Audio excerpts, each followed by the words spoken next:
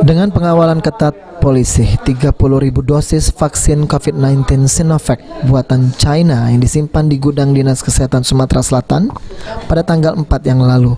Setelah melalui tahap uji coba laboratorium Bio Farma, Badan Pengawas Obat dan Makanan, Badan POM, dan Majelis Ulama Indonesia MUI, vaksin ini mulai didistribusikan Dinas Kesehatan ke dua daerah di Sumatera Selatan, yaitu Kota Palembang dan Kabupaten Ogan Komering Ilir.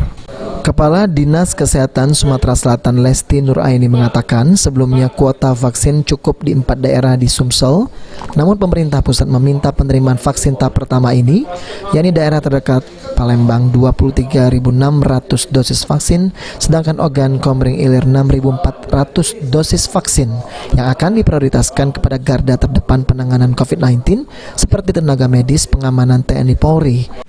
Itu artinya 30.000 dosis.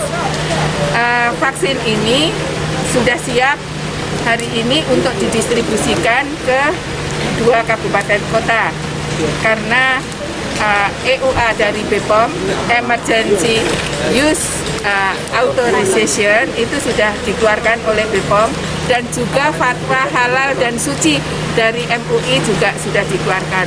Artinya ini semua sudah bisa didistribusikan dan segera akan dilakukan vaksinasi kepada masyarakat. Dan pada tahap Dinas Kesehatan Sumatera Selatan menghimbau daerah yang menerima vaksin menjaga suhu vaksin 2 hingga 8 derajat Celcius sehingga saat vaksinasi aman digunakan. Apidin Riwanto, PAL TV.